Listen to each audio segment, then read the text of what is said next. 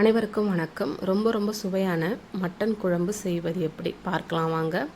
இந்த குழம்பு செய்கிறதுக்கும் ரொம்ப ஈஸி தான். இப்போ தேவையான அளவுக்கு நான் எண்ணெய் ஊற்றிக்கிட்டு, எண்ணெய் சூடான பிறகு 2 பிரிஞ்சி இலை, கொஞ்சம் கல்பாசி, ஒரு ஏலக்காய், ஒரு கிராம்பு, 2 பட்டை, கொஞ்சம் சோம்பு சேர்த்துக்கிட்டேன். காரத்துக்கு ஏற்ற மாதிரி ஒரு பச்சை மிளகாய் கட் பண்ணி சேர்த்துக்கிட்டேன். இப்போ வெங்காயம் கருவேப்பிலை சேர்த்துட்டு ஒரு 2 நிமிஷம் நல்லா வதக்கி விட்டுடணும். வெங்காயம் நல்லா வதங்கின பிறகு தக்காளி எடுத்து சேர்த்துக்கிறேன். கொஞ்சம் மஞ்சத்தூள், தேவையான அளவுக்கு கல் உப்பை சேர்த்துட்டு நல்லா வதக்கி விட்டுறணும். நல்லா வதங்கின பிறகு 2 ஸ்பூன் அளவுக்கு இஞ்சி பூண்டு விழுது சேர்த்துக்கிட்டேன். இஞ்சி பூண்டு விழுது நல்லா வதக்கி விட்டுட்டு இப்போது கழுவி எடுத்து வச்ச மட்டனை சேர்த்துக்கிறேன். நான் 1/4 கிலோ வாங்கி எடுத்துக்கிட்டேன்.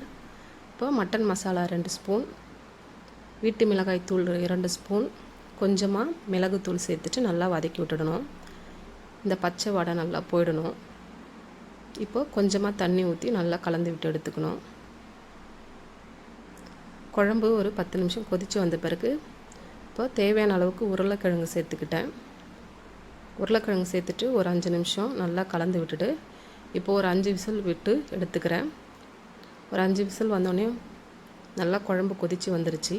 இதில் அரைச்சி ஊற்ற கொஞ்சம் தேங்காய், கொஞ்சம் சோம்பு, கொஞ்சம் கசகசா சேர்த்து அரைச்சி ஊற்றிக்கிட்டேன்.